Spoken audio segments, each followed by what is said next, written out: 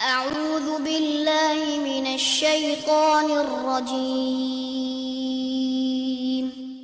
بسم الله الرحمن الرحيم الحمد للہ رب العالمین والصلاة والسلام علی نبینا محمد وعلی آلہ وصحبہ اجمعین، اما بعد۔ عمدۃ الاحکام صحیح بخاری اور صحیح مسلم کی احادیث پہ مشتمل ایک عظیم کتاب۔ اس میں صحیح بخاری صحیح مسلم کی وہ احادیث جمع کر دی گئی ہیں جن کا تعلق احکام و مسائل سے ہے، جس کا مطلب یہ ہے کہ اس کتاب میں آپ کو وہ حدیثیں نہیں ملیں گی جن کا تعلق عقیدے سے ہے، نہ ہی وہ حدیثیں ملیں گی جن کا تعلق تفسیر سے ہے، نہ ہی وہ حدیثیں ملیں گی جن کا تعلق فتن وغیرہ سے ہے۔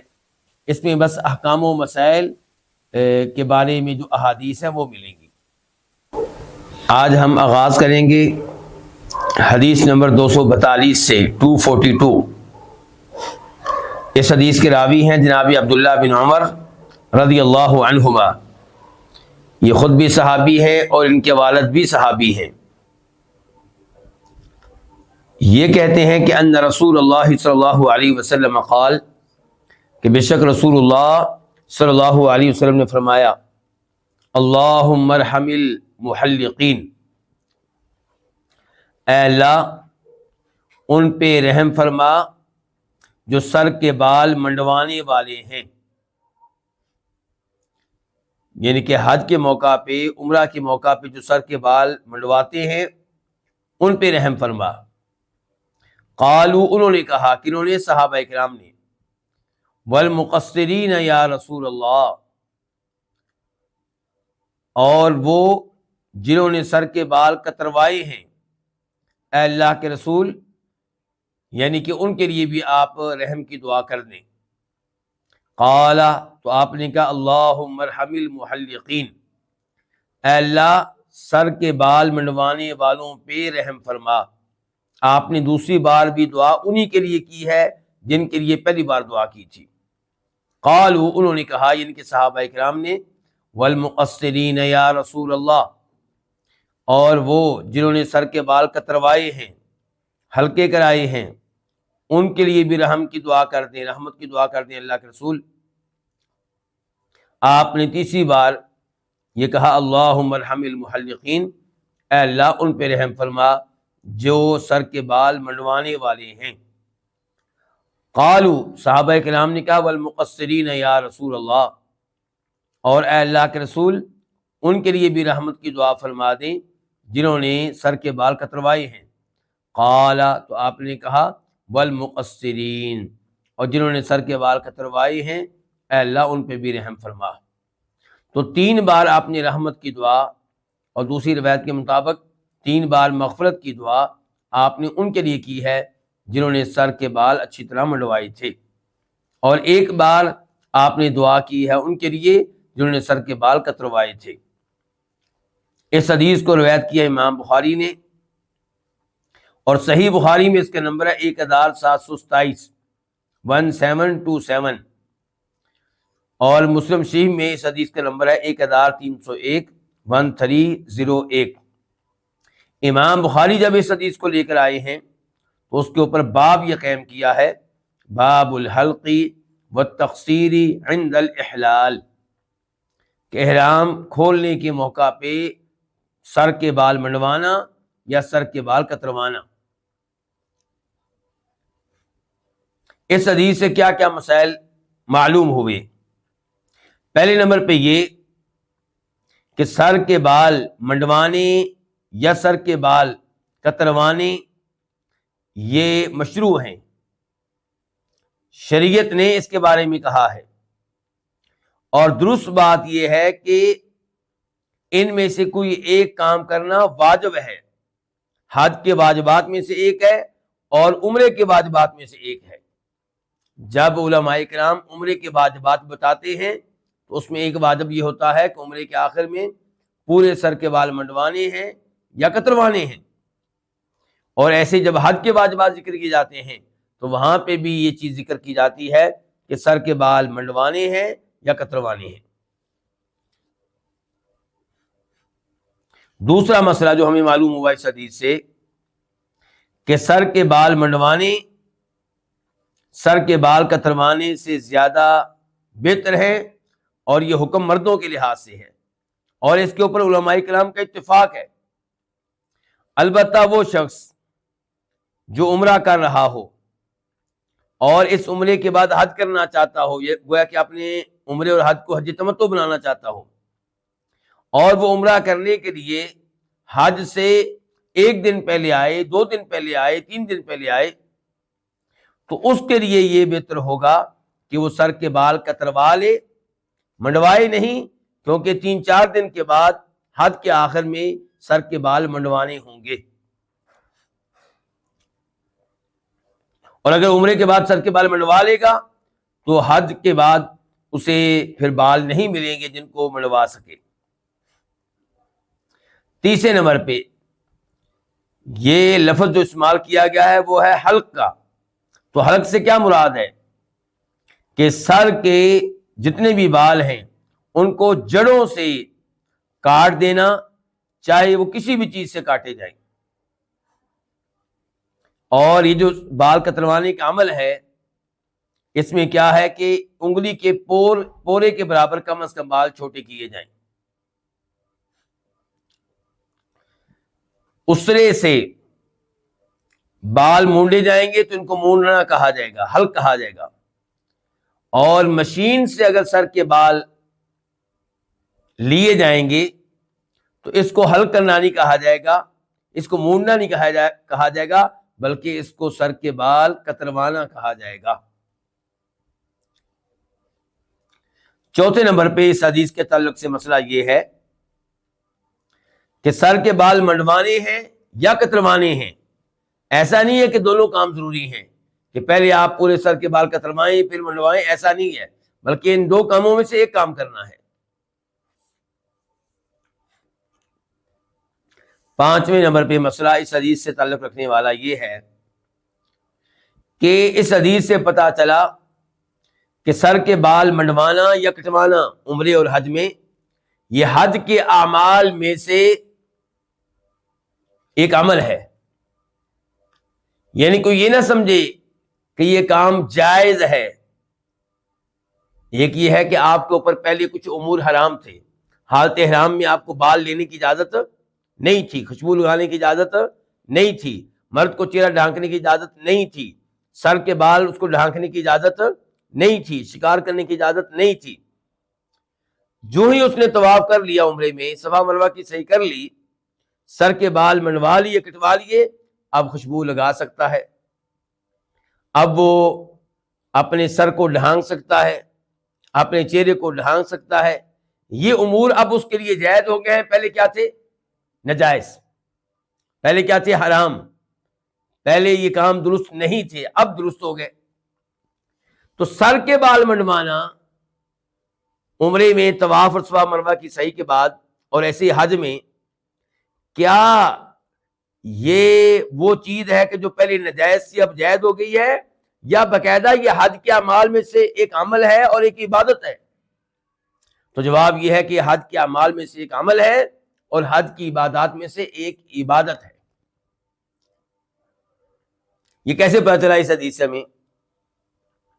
دیکھیں اس حدیث میں کیا کہا گیا ہے کہ سر کے بال منڈوانا سر کے بال کتروانے سے زیادہ افضل ہے۔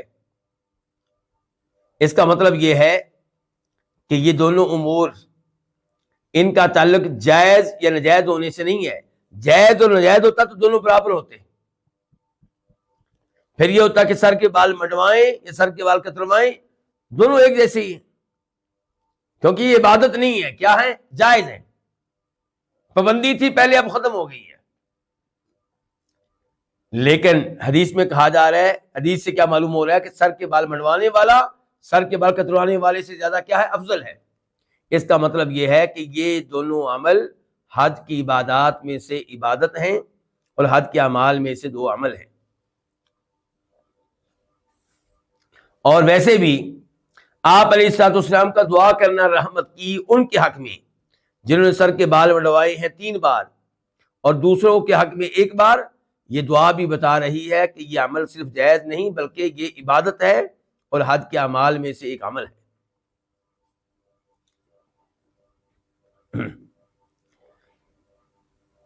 چھٹے نمبر پہ اس حدیث سے تعلق رکھنے والا مسئلہ یہ ہے کہ پورے سر کے بال لیے جائیں گے، پورے سر کے بال مونڈے جائیں گے، پورے سر کے بال کتروائے جائیں گے،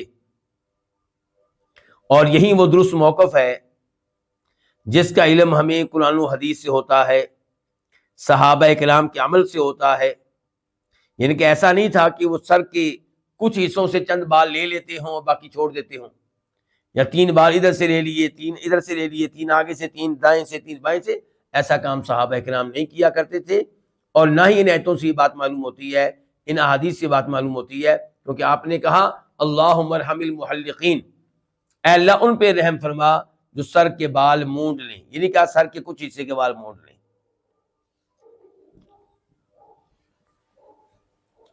اس کے بعد ہم پڑھیں گے حدیث نمبر 243 243، اور اس کا تعلق ہے طواف سے۔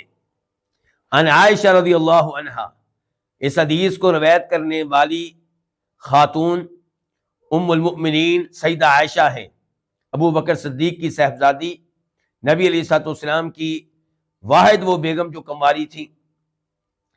تو عن عائشہ رضی اللہ عنہا قالت، وہ کہتی ہیں حججنا مع النبی صلی اللہ علیہ وسلم، ہم نے نبی علیہ الصلوۃ والسلام کے ساتھ حج کیا، اور یہ واقعہ ہے آپ کے فوت ہونے سے 80 دن پہلے کا، 90 دن پہلے کا۔ تو ہم نے حج کیا نبی علیہ الصلوۃ والسلام کے ساتھ۔ فافضنا یوم النحر، فافضنا تو ہم نے طواف افاضہ کیا، یوم النحر قربانی والے دن، 10 تاریخ کو، 10 ذی الحجہ کو۔ طواف افاضہ کو طواف افاضہ بھی کہتے ہیں، اور کئی بار بتا چکا ہوں طواف افاضہ کیوں کہتے ہیں۔ افاضہ کا معنی واپس آنا، اللہ نے قرآن میں کہا ثم افیضوا من حیث افاض الناس، پھر تم وہاں سے واپس آؤ جہاں سے لوگ واپس آتے ہیں۔ یعنی کہ حاجی 8 تاریخ کو مکہ سے نکلتا ہے، کہاں پہنچ گیا؟ مینا۔ 9 تاریخ کو عرفات میں آ جاتا ہے، وہ جو مینا سے بھی دور ہے، یعنی کہ مینا میں آیا تو مکہ سے دور ہو گیا، عرفات میں پہنچا تو مکہ سے اور دور ہو گیا۔ اب 9 تاریخ کی شام کو مزدلفہ آتا ہے تو یہ مکہ کے قریب ہو گیا، گویا کہ مکہ کی واپسی کا سفر شروع ہو گیا۔ پھر 10 تاریخ کو مینا میں آتا ہے اور قریب ہو گیا مکہ کے، اور پھر 10 تاریخ کو مکہ آ کے طواف کرتا ہے، تو اب مکہ میں واپس آ چکا ہے اور واپسی کے موقع کا طواف ہے، تو اس کو کیا کہتے ہیں؟ طواف افادہ۔ اس کو طواف زیارت بھی کہتے ہیں کہ اتنے دنوں کے بعد مکہ کی زیارت کی ہے، بیت اللہ کی زیارت کی ہے، بیت اللہ کا دیدار کیا ہے۔ اس کو طواف رکن بھی کہتے ہیں کیونکہ اس کے بغیر حج نہیں ہوتا۔ تو سیدہ عائشہ کہہ رہی ہیں کہ ہم نے نبی علیہ السلام کے ساتھ حج کیا تو ہم نے قربانی والے دن طواف افاضہ کر لیا۔ فحاضت صفیہ، تو سیدہ صفیہ کو حیض کا خون آ گیا۔ صفیہ بنت حیی، یہ بھی ام المؤمنین ہے، یہ بھی ہماری ماں ہیں، اور یہ پہلے یہودی تھی، بعد میں مسلمان ہوئی۔ فاراد النبی صلی اللہ علیہ وسلم منها ما يريد الرجل من اہلہ، تو نبی علیہ الصلوۃ والسلام نے ان سے وہ تعلق قائم کرنا چاہا جو آدمی اپنی بیگم سے تعلق قائم کرتا ہے۔ فقلت، تو میں نے کہا، یہ کون کہہ رہی ہیں؟ سیدہ عائشہ، یا رسول اللہ، اے اللہ کے رسول، انہا حائض، بے شک یہ حالت حیض میں ہیں۔ کون؟ صفیہ۔ فقالت، آپ نے کہا، احابستنا ہی، کیا یہ ہمیں روک دینے والی ہیں؟ کس چیز سے روک دینے والی ہیں؟ سفر کرنے سے۔ یعنی کہ اگر ان کو حیض آ چکا ہے، اس کا مطلب یہ ہے کہ طواف نہیں کر سکیں گی، اور اس کا مطلب یہ کہ ہم مدینہ فی الحال نہیں جا سکیں گے، ہمیں ان کے پاک ہونے کا انتظار کرنا پڑے گا، یہ مراد ہے۔ احابستنا ہی، کیا یہ ہمیں روک دینے والی ہے؟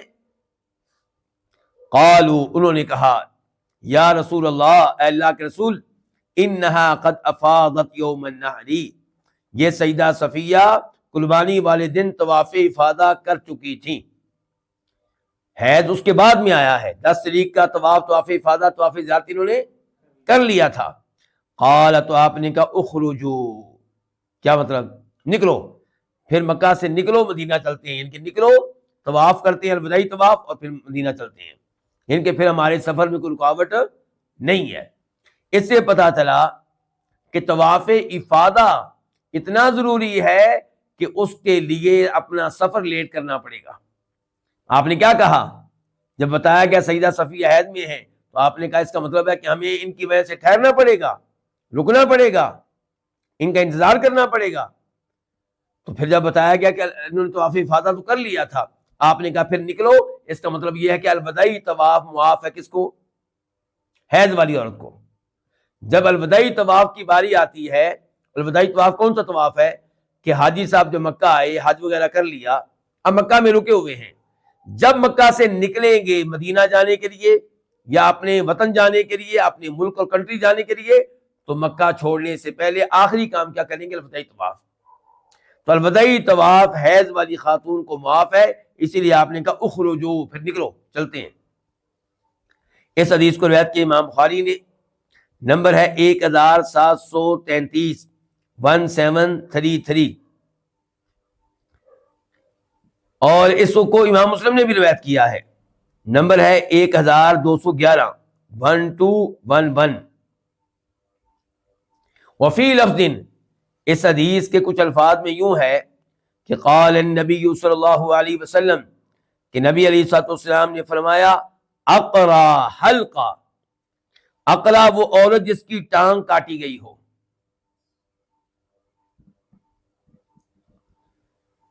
حلقہ وہ عورت جس کے سر کے بال موڑ دیے گئے ہوں۔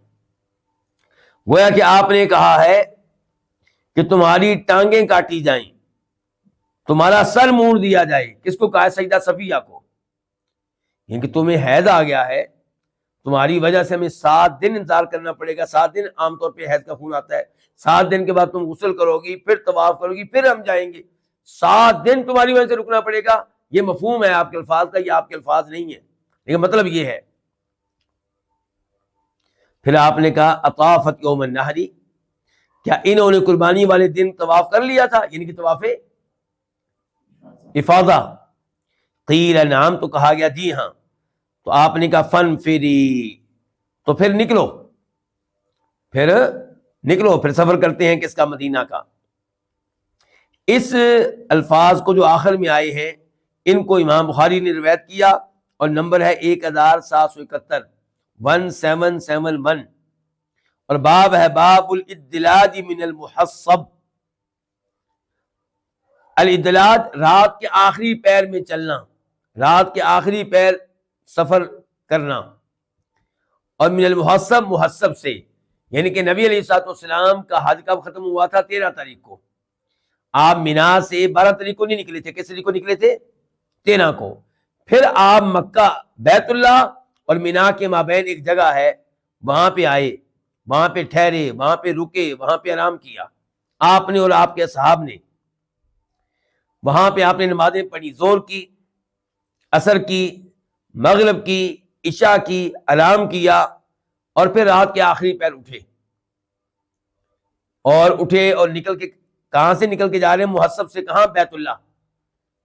تو اس لیے باب کیا قائم کیا امام بخاری نے؟ باب ہے کہ محصب سے رات کے آخری پہر نکلنا۔ تو یہ تھی حدیث، اس میں یہ جو الفاظ آئے ہیں اقرا حلقہ، افضنا کی میں وضاحت کر چکا ہوں کہ ہم نے طواف افاضہ کیا، اور احابستنا کی بھی وضاحت کر چکا ہوں۔ استفہام کے لیے ہے، یعنی کہ کیا یہ ہمیں روک دینے والی ہے؟ کون؟ صفیہ۔ پھر کیا اقرا حلقہ، تو یہ جو الفاظ آپ نے کہے ہیں سیدہ صفیہ کو اقرا حلقہ، یہ کہ تمہاری ٹانگیں کاٹ دی جائیں، تمہارا سر موڑ دیا جائے، تو ایسے الفاظ کیوں کہے آپ نے؟ تو جواب یہ ہے کہ یہ الفاظ ان الفاظ میں سے ہیں جو عربی لوگ ایک دوسرے کو کہتے تھے، اور کہتے ہوئے ان کا معنی ان کا مقصود نہیں ہوتا تھا، بس گفتگو میں یہ الفاظ ان کی زبانوں پہ چڑھے ہوئے تھے تو کہا کرتے تھے، ان کا مفہوم، ان کا معنی ان کی نیت نہیں ہوتا تھا، اس کا ارادہ نہیں ہوتا تھا۔ اور یہ ایسے ہی ہے جیسے کئی حدیث میں ہم پڑھتے ہیں کہ نبی علیہ الصلوۃ والسلام کہتے ہیں کسی صحابی سے تریبت یدا کا، تیرے ہاتھ خاک آلود ہوں. اور یہ بھی آپ سے ثابت ہے ثقلت کا امو کا، تیری ماں تجھے گم پائے. اس قسم کے الفاظ عربی لوگ صحابہ کرام استعمال کرتے تھے، اور نبی علیہ السلام بھی اس قوم کا حصہ ہے. تو کوئی یہ نہ سمجھے کہ الفاظ گالی ہیں، ایسی بات نہیں ہے، بالکل ایسی بات نہیں ہے، بلکہ یہ الفاظ بغیر قصد کے کہے گئے ہیں. یہ الفاظ بغیر قصد کے کہے گئے، ان کا معنی مراد نہیں ہے، بدعا دینا مقصود نہیں ہے. اور اگر 2 منٹ کے لیے ہم فرض کر لیں کہ ان الفاظ کا معنی مقصود تھا، ان کا معنی مراد تھا، تو پھر بھی آپ علیہ الصلوۃ والسلام کی حدیث ہے جو مسلم شریف میں آئی ہے. آپ فرماتے ہیں اللہ جس کسی کو میں نے برا بلا کہا، جس کسی پہ میں نے لعنت کی، جس کو میں نے بدعا دی، اور وہ ان چیزوں کا حقدار نہیں تھا، تو میرے ان الفاظ کو اس کے لیے کیا بنا دے؟ گناہوں سے پاک ہونے کا ذریعہ اور سبب بنا دے. چلیں، تو اس لیے یہ الفاظ کوئی خطرناک نہیں ہیں. اب اس حدیث سے کیا کیا مسائل ہمیں معلوم ہوئے؟ نمبر 1، پتہ چلا کہ طواف افادہ حج کے ارکان میں سے ایک رکن ہے، یہ کسی بھی حالت میں معاف نہیں ہوگا. اس کے بغیر حج کیا جائے تو وہ حج نہیں ہے. اور حج کے ٹوٹل ارکان کتنے ہیں میں نے آپ کو بتائے تھے جی علماء اکرام. نمبر 1 نیت کرنا، کیونکہ نیت کے بغیر کوئی عبادت ہی نہیں ہے. نمبر 2 میدان عرفات میں 9 تاریخ کو زوال کے بعد جانا، اور بہتر یہ کہ مغرب تک آپ وہاں پہ رہیں، بلکہ کئی علماء کرام کا واجب ہے کہ مغرب تک آپ وہاں پہ رہیں. کتنے ہو گئے؟ 2. تیسرے نمبر پہ 10 تاریخ کا طواف، جس کو طواف افادہ کہتے ہیں، طواف زیارت. اور چوتھے نمبر پہ صفا مروہ کی سعی. تو یہ 4 چیزیں حج کے ارکان میں سے ہیں. یہ رہ گئیں یا ان میں سے کوئی چیز رہ گئی تو اس کا کوئی متبادل نہیں ہے.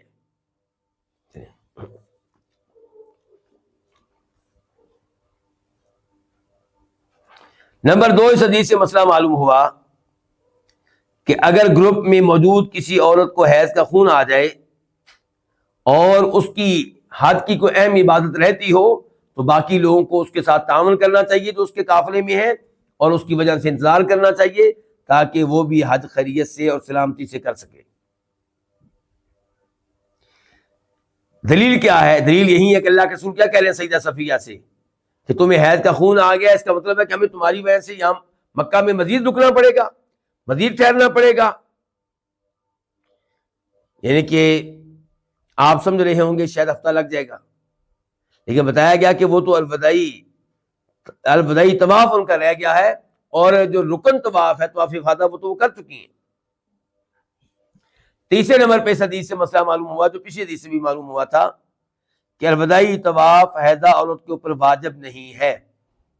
وہ الوداعی طواف کیے بغیر اپنے قافلے کے ساتھ، اپنے والد صاحب کے ساتھ، اپنے شوہر کے ساتھ، اپنے بھائیوں کے ساتھ مکہ سے نکل سکتی ہے، اور جس شہر میں ان کے ساتھ مل کے جانا چاہتی ہے جا سکتی ہے.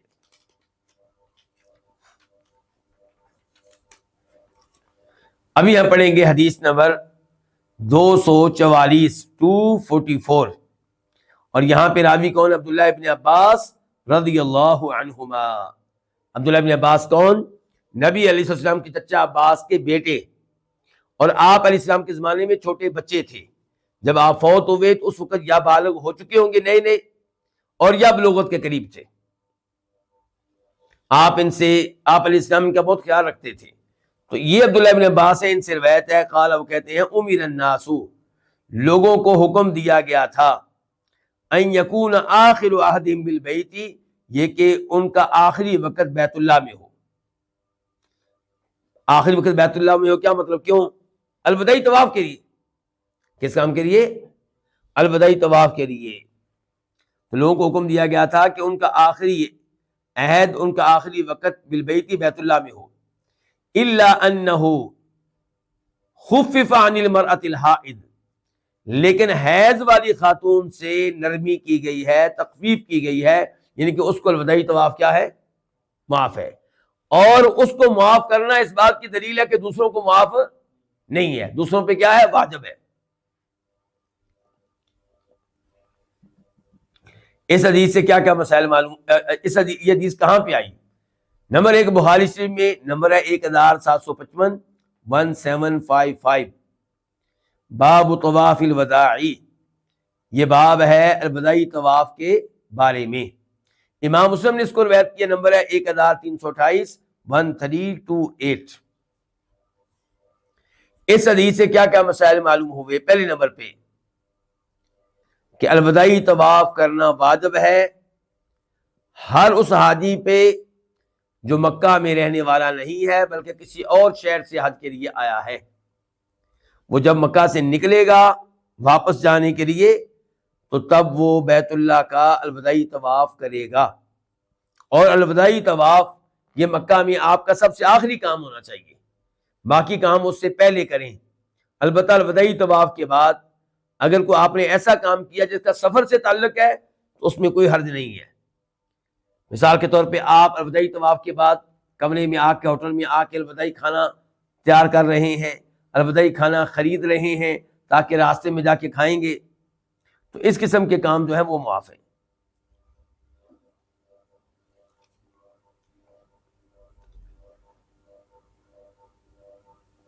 اس حدیث سے مسئلہ معلوم ہوا، پہلے بھی ذکر کیا ہے کہ حیضہ خاتون ان کے اوپر الوداعی طواف واجب نہیں ہے، اور یہ الوداعی طواف چھوڑ دینے کی وجہ سے ان پہ کوئی جرمانہ بھی نہیں پڑے گا۔ تیسرے نمبر پہ اس حدیث سے مسئلہ معلوم ہوا کہ الوداعی طواف یہ اس حاجی کے لیے آخری امر ہوگا مکہ میں جو کس لیے آیا ہے؟ حج کے لیے آیا ہے، عمرے کے لیے آیا ہے، بطور مسافر آیا ہے۔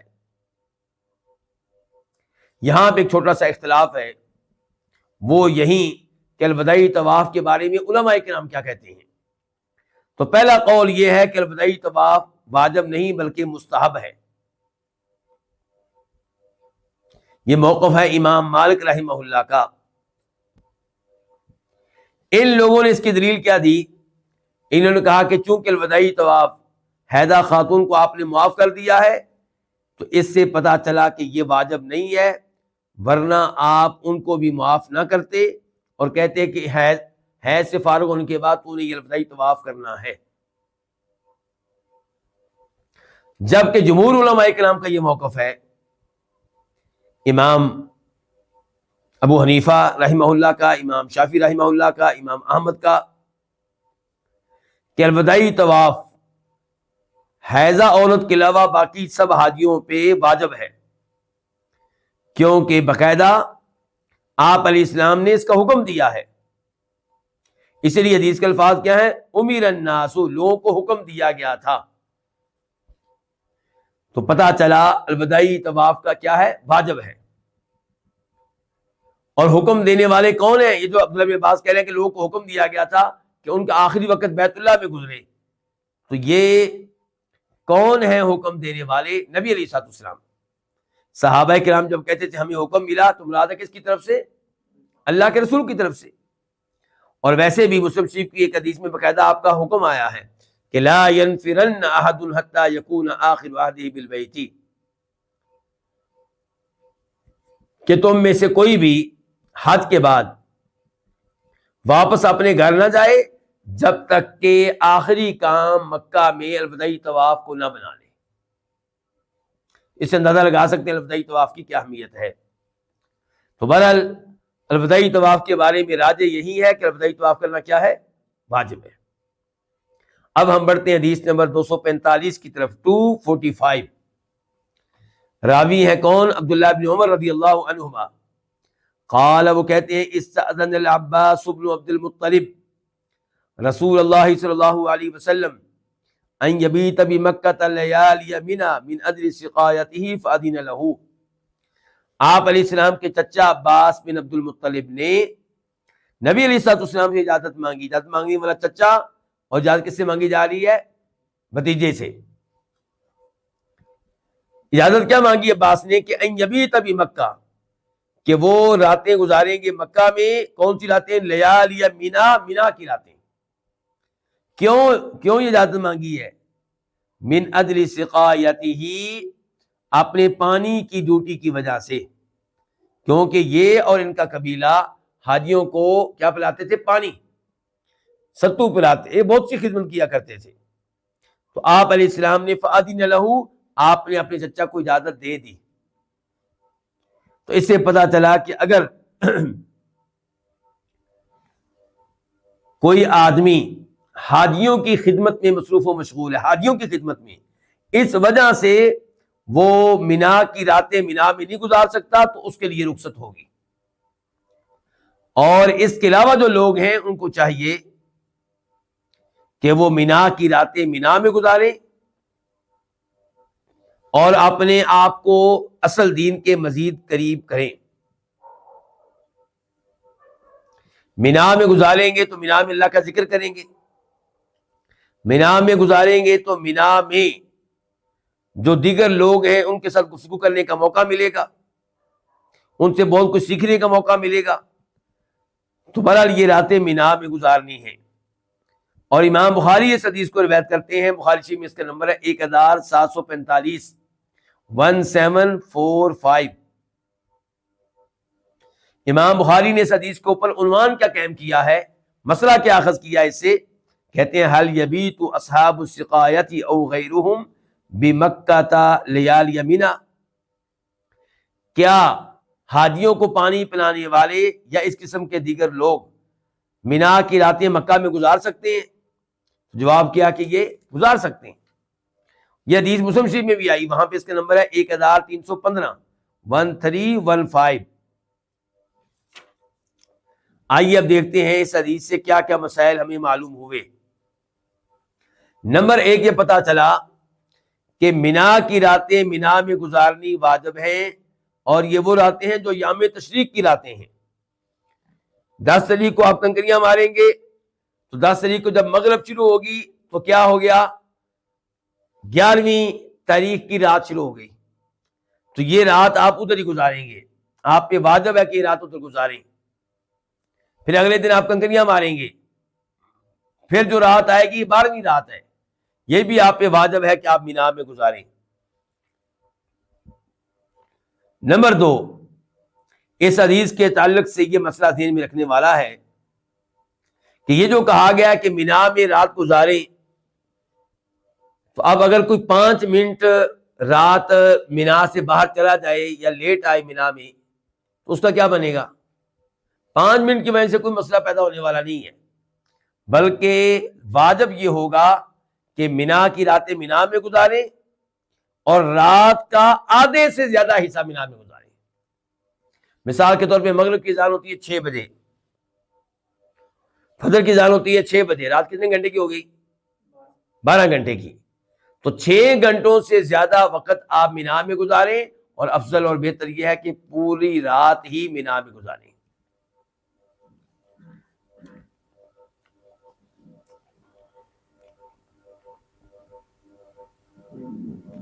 تیسرا مسئلہ اس حدیث سے معلوم ہوا کہ جو حاجیوں کو پانی پلانے والے ہیں، ان کی خدمت کرنے والے ہیں، ان کو مینا میں رات گزارنے سے رخصت دے دی گئی ہے، اور انہی سے ملتا جلتا حکم ہے اونٹوں کے چرواہوں کا۔ وہ بھی آئے تھے اللہ کے نبی علیہ السلام کے پاس، ابو داؤد شریف کی حدیث ہے 1975، 1975۔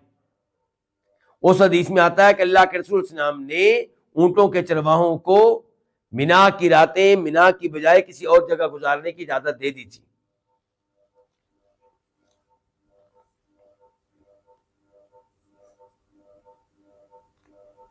اس حدیث سے پتا چلا کہ اہل مکہ زمانے جاہلیت میں حاجیوں سے بڑا اچھا سلوک کیا کرتے تھے، انہیں پانی پلاتے، ستو پلاتے، ان کی خدمت کیا کرتے تھے، اور یہ وہی خوبی ہے جو اہل مکہ میں ہی پائی جاتی ہے۔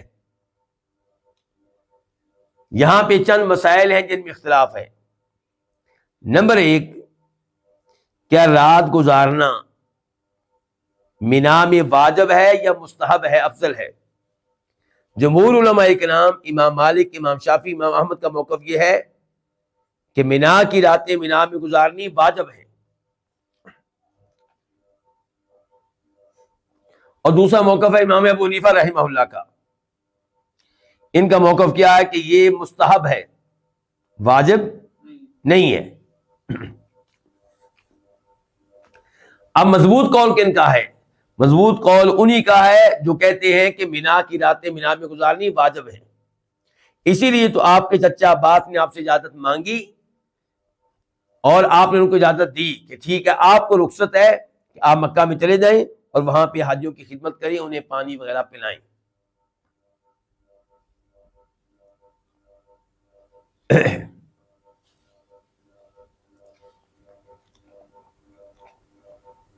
تو یہ جو آپ نے اجازت دے دی ہے، یہ اجازت دینا دلیل ہے کہ باقی لوگوں کے لیے ایسی کوئی رخصت نہیں ہے. اب ہم پڑھتے ہیں حدیث نمبر 246 246. اس کے راوی بھی عبداللہ بن عمر رضی اللہ عنہما ہیں، خود بھی صحابی، والد بھی صحابی. قال، وہ کہتے ہیں جمع النبی صلی اللہ علیہ وسلم بین المغرب والعشاء بجمع، نبی علیہ الصلوۃ والسلام نے جمع کیا مغرب اور عشاء کو. کہاں جمع کیا؟ اس جگہ جس کو کہتے ہیں جمع. آپ نے مغرب عشاء کی نمازیں جمع کی، ایک ساتھ پڑھی. کس جگہ یہ کام کیا آپ نے؟ جس جگہ کو کیا کہتے ہیں؟ جمع. اور جمع سے مراد کیا ہے؟ مزدلفہ. لِكُلِّ وَاحِدَةٍ مِّنْهُمَا اِقَامَةٌ. عبداللہ بن عمر کہتے ہیں آپ نے مغرب عشاء کی نمازوں کو جمع کیا مزدلفہ میں، اور ان میں سے ہر ایک کے لیے کیا تھی؟ اقامت. ہر نماز کی الگ اقامت کہی گئی، مغرب کی الگ، عشاء کی الگ. وَلَمْ يُسَبِّحْ بَيْنَهُمَا، آپ نے ان دو نمازوں کے مابین کوئی نفل نماز ادا نہیں کی. وَلَا عَلَىٰ إِثْرِ وَاحِدَةٍ مِّنْهُمَا، اور نہ ہی آپ نے ان دونوں کے بعد کوئی نماز یا کوئی نفل ادا کی، ایسا کچھ نہیں کیا. وَلَمْ يُسَبِّحْ بَيْنَهُمَا، اس سے مراد بھی کیا ہے؟ نفل. کہ آپ نے ان کے درمیان کوئی نفل ادا نہیں کیا. کن کے درمیان؟ مغرب اور عشاء کے درمیان. پھر کہہ رہے ہیں جناب عبداللہ بن عمر وَلَا عَلَىٰ إِثْرِ وَاحِدَةٍ مِّنْهُمَا، اور ان دو نمازوں میں سے کسی نماز کے بعد بھی آپ نے نفل نماز ادا نہیں کی، نہ مغرب کے بعد اور نہ عشاء کے بعد. اس حدیث کو روایت کیا امام بخاری نے، نمبر ہے 1673 1673. امام بخاری نے اس حدیث کے اوپر عنوان کیا قائم کیا ہے؟ کہتے ہیں باب من جمع بینہما ولم یتطوع. یہ باب ہے ان لوگوں کے بارے میں جو مزدلفہ میں دو نمازوں کو جمع کر لیتے ہیں. کون سی دو نمازوں کو؟ مغرب اور عشاء کو، اور نفل نہیں پڑھتے، نفلی نماز اس موقع پہ نہیں پڑھتے. اچھا، اس حدیث میں لفظ کیا آیا کہ نبی صلی اللہ علیہ وسلم نے جمع کیا مغرب اور عشاء کو بجمعین. کیا میں نے تفسیر کروائی میں نے جمع کی؟ مزدلفہ میں. بہت اچھے. آئیے اب اس حدیث کو سمجھنے کی کوشش کرتے ہیں. تو جمع مزدلفہ کا ایک نام ہے جمع. یہ نام کیوں رکھا گیا؟ کیونکہ لوگ قربانی والے دن سے پہلی جو رات ہے اس رات کو وہاں اکٹھے ہوتے ہیں، جمع ہوتے ہیں، اس لیے نام کیا رکھا گیا؟ جمع. دوسرے نمبر پہ اس کو مزدلفہ بھی کہتے ہیں. تو مزدلفہ کیوں کہتے ہیں؟ یہ بھی ایک مسئلہ ہے. تو جواب یہ ہے کہ مزدلفہ یہ اضلاف سے، اضلاف کا معنی ہوتا ہے قریب ہونا. کیونکہ حاجی جب مزدلفہ پہنچتے ہیں تو وہ عرفات کے مقابلے میں مینا کے قریب ہوتے ہیں، اس لیے اس جگہ کو کیا کہا گیا؟ مزدلفہ. اس کو مشعر الحرام بھی کہتے ہیں. کیوں؟ کیونکہ یہ حدود حرم کے اندر ہے، جبکہ عرفات حدود حرم سے باہر ہے. تو حدود حرم کے باہر آپ تھے وقوف عرفہ کرتے ہوئے، پھر آپ رات کو یہاں پہنچے، تو اس مناسبت سے اس کو المشعر الحرام کہتے ہیں، کیونکہ یہ حدود حرم کے اندر ہے.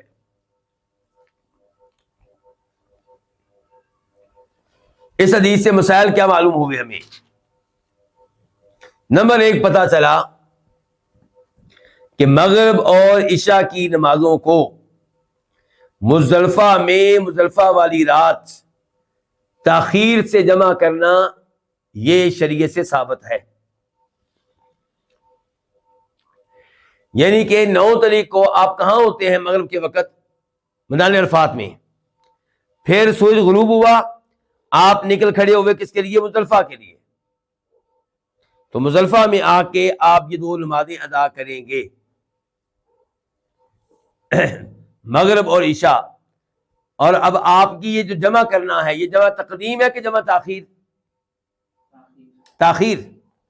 یعنی کہ اگر آپ عشاء کی نماز کو مغرب کے ساتھ پڑھیں مغرب کے وقت میں تو یہ جمع ہوگی تقدیم. یعنی کہ آپ نے مغرب کو اپنے وقت پہ پڑھا، لیکن عشاء کو آپ نے یعنی کہ وقت سے پہلے پڑھا ہے.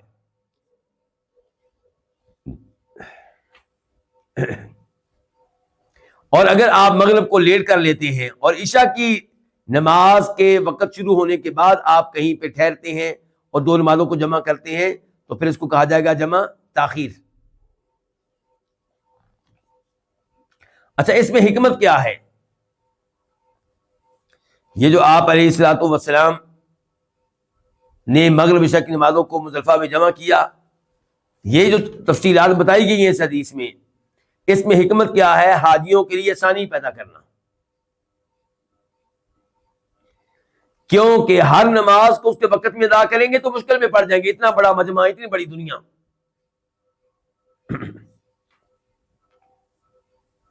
اس سے پتہ چلا اس حدیث سے کہ شریعت آسان ہے. اللہ تعالیٰ کسی بھی انسان کو ایسا حکم نہیں دیتے جس پہ عمل کرنے کی وہ طاقت نہ رکھتا ہو. لا یکلف اللہ نفسا الا وسعها. اس حدیث سے بھی پتا چلا کہ مغرب اور عشاء ان کے لیے ایک اذان کافی ہے. ان کے لیے ایک اذان کافی ہے، کیونکہ آپ ان دونوں کو جمع کریں گے تو ایک اذان کافی ہے. البتہ ہر نماز کے لیے اقامت الگ کہی جائے گی.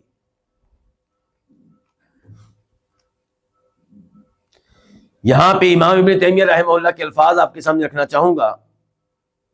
کہتے ہیں سنت طریقہ یہ ہے کہ مزدلفہ میں رات گزارے فجر طلوع ہونے تک، اور پھر فجر کی نماز اول وقت میں ادا کرے. پھر اس کے بعد مشعر الحرام کے پاس ٹھہر جائے اور دعا کرتا رہے، تلبیہ پڑھتا رہے حتیٰ کہ اچھی طرح روشنی واضح ہو جائے، لیکن دھوپ نہ نکلی ہو ابھی.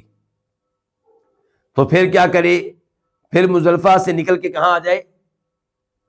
مینا میں آ جائے. جی ہاں، یہاں پہ کچھ چیزوں میں اختلاف ہے، ان کی وضاحت. پہلے نمبر پہ یہ کہ مزدلفہ میں جو مغرب اور عشاء کی نمازیں آپ علیہ السلام نے جمع کی تھیں، اس کے پیچھے حکمت کیا ہے؟ اس کی وجہ کیا ہے؟ اس کا سبب کیا ہے؟ کچھ علماء کرام کہتے ہیں اس کی وجہ سفر ہے. آپ مسافر تھے اس لیے آپ نے کام کیا. اور یہ موقف ہے کہ ان کا شافعیوں کا اور حنابلہ کا. یہ موقف مان لیں تو اس کا مطلب یہ ہوگا کہ جو حاجی مکہ سے ہیں اور حج کر رہے ہیں وہ پھر ان نمازوں کو جمع نہ کریں اور ان نمازوں کو مکمل کر کے پڑھیں، کسر کی بجائے مکمل کر کے پڑھیں. دوسرا موقع حنفی علماء کرام کا اور مالکی علماء کرام کا، یہ کہتے ہیں کہ نمازیں آپ نے جمع کی تھیں حج کی وجہ سے. عذر کیا تھا؟ خود حج. اور یہ رائے اگر آپ اپنا لیں گے تو اس کا مطلب یہ ہے کہ مکہ کے لوگ جو ہیں وہ بھی جب حج کریں گے تو وہ ان 2 نمازوں کو جمع کر سکتے ہیں.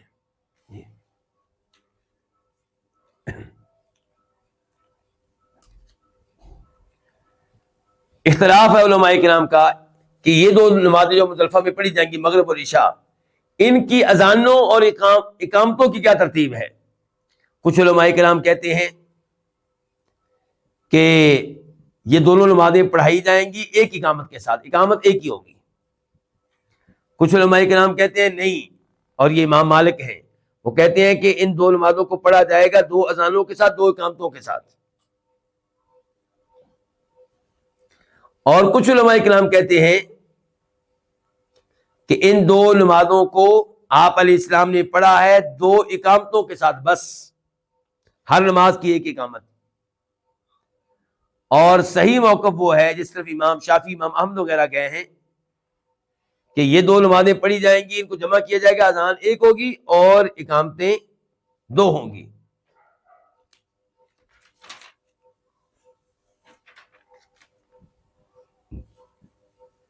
دلیل کیا ہے؟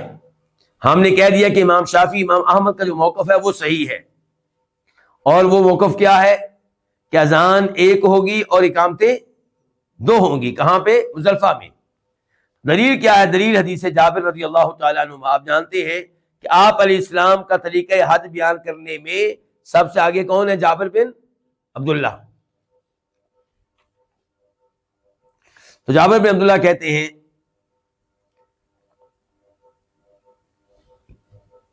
کہ نبی علیہ الصلوۃ والسلام نے ایک اذان کہی ہے اور دو اقامتیں کہی ہیں، تو اس لیے اسی حدیث کو لیا جائے گا اور اس کے اوپر عمل کیا جائے گا کہ ان دو نمازوں کو ایک اذان کے ساتھ اور دو اقامتوں کے ساتھ ادا کیا جائے گا، اور ایسا مزدلفہ میں ہوگا، اور مینا میں بھی یہی صورتحال ہے، لیکن مینا کے بارے میں گفتگو شاید آئندہ کسی حدیث میں آئے۔ یہیں پہ آج کے درس کا اختتام کرتے ہیں، اور اللہ رب العزت سے دعا کرتے ہیں کہ اللہ تعالیٰ ان احادیث پہ عمل کرنے کی توفیق دے، ان سے سبق حاصل کرنے کی، عبرت حاصل کرنے کی توفیق دے۔ وآخر دعوانا الحمد للہ رب العالمین۔